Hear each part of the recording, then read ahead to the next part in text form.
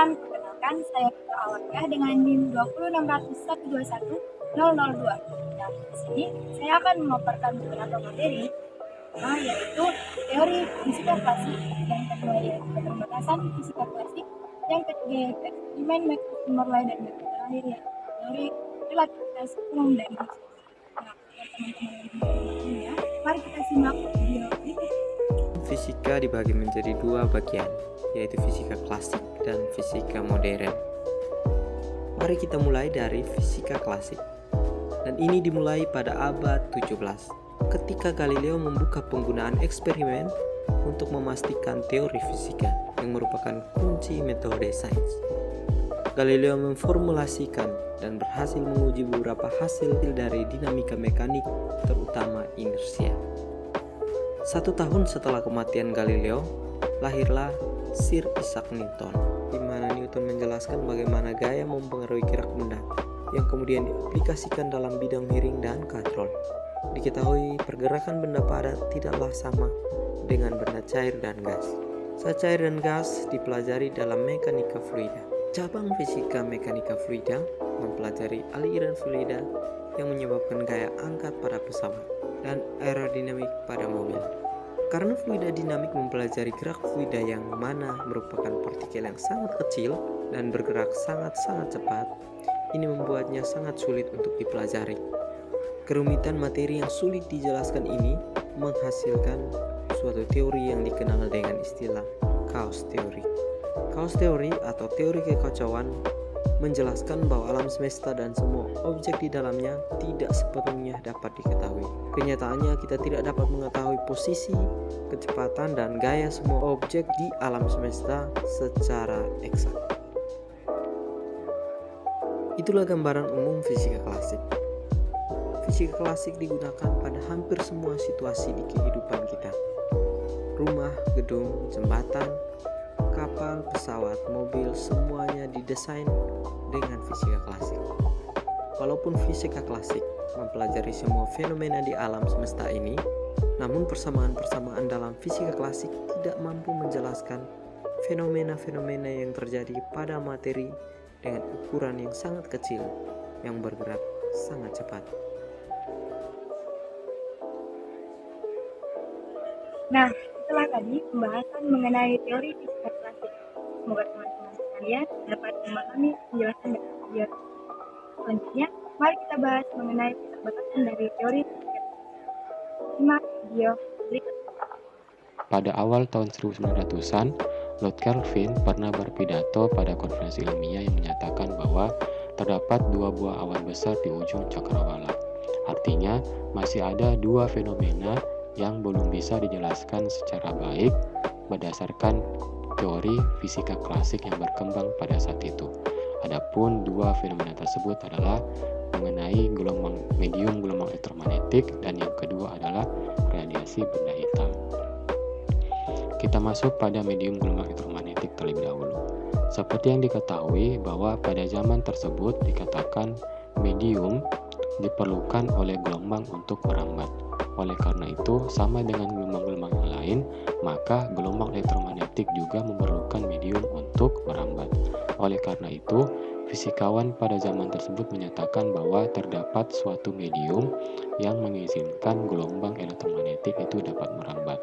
Adapun medium yang dimaksud itu adalah ether. Berdasarkan hal itu, bahwa para peneliti berusaha untuk mengidentifikasi atau mengonfirmasi keberadaan dari ether tersebut. Dialah Michelson dan Morley yang mencoba untuk membuktikan keberadaan dari ether. Oleh karena itu, Michelson dan Morley membuat suatu eksperimen yang dinamakan sebagai eksperimen Michelson-Morley yang bertujuan untuk membuktikan keberadaan ether.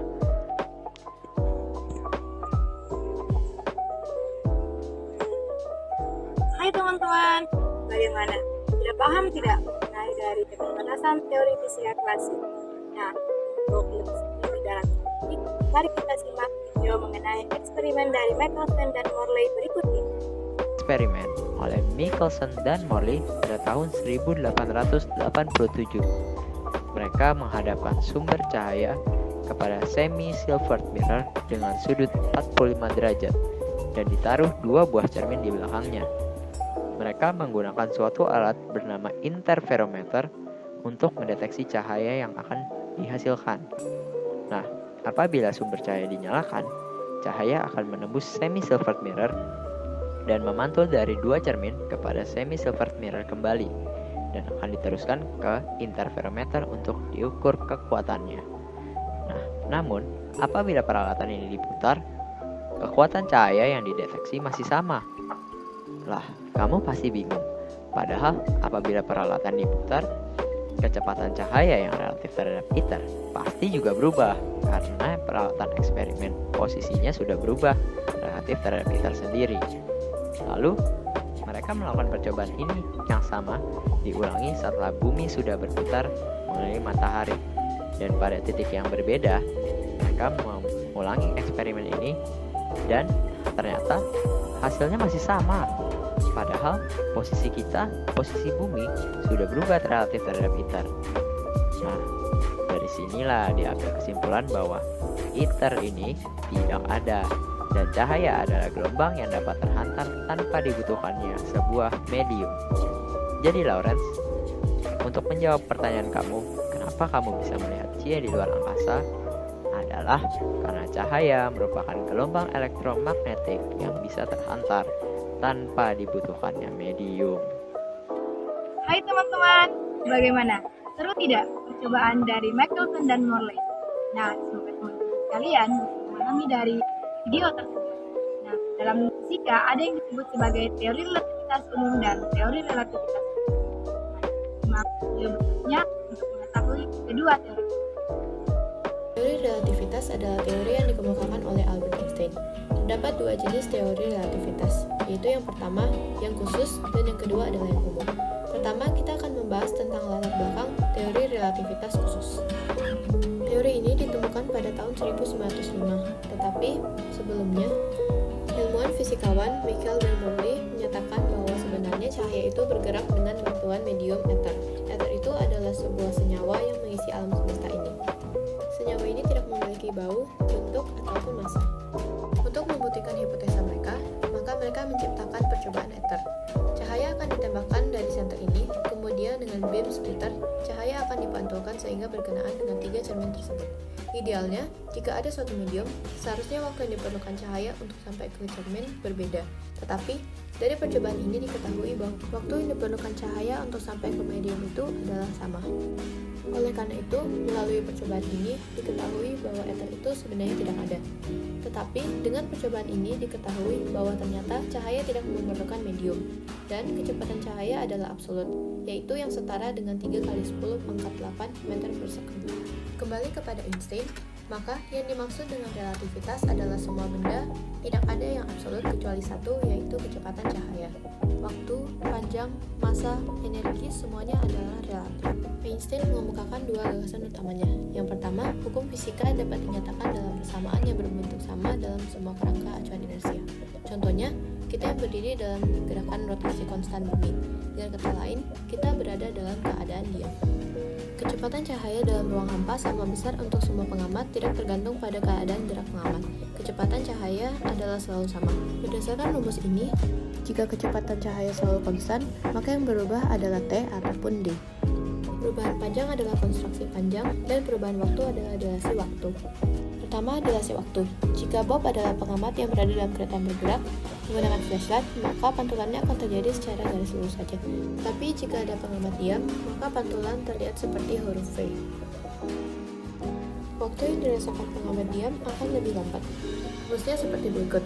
T adalah waktu yang diamati pengamat bergerak, T0 adalah waktu pengamat diam, gamma adalah faktor Lorentz, dan V adalah kecepatan benda.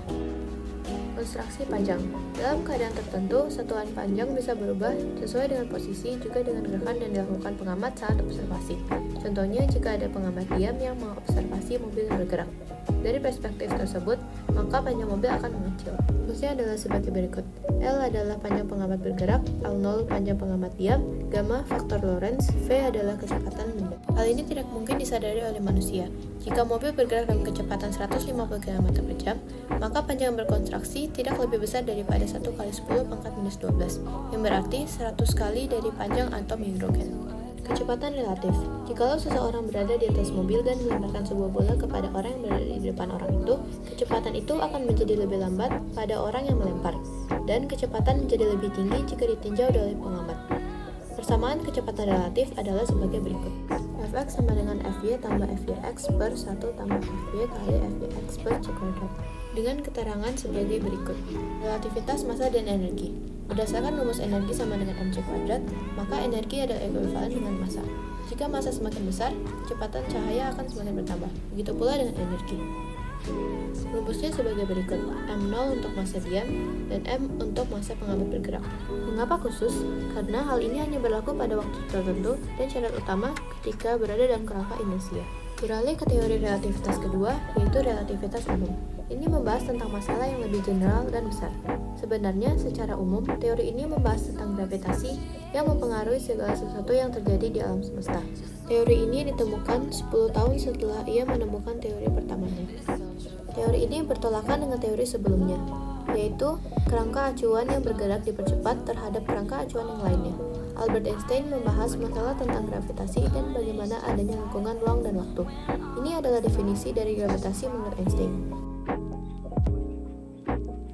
Hai teman-teman, bagaimana? Kalian sudah paham tidak mengenai teori relativitas umum dan teori relativitas tinggi? Mudah-mudahan dengan nonton video sebelumnya kalian lebih paham mengenai teori relativitas umum dan teori relativitas tinggi. Oke?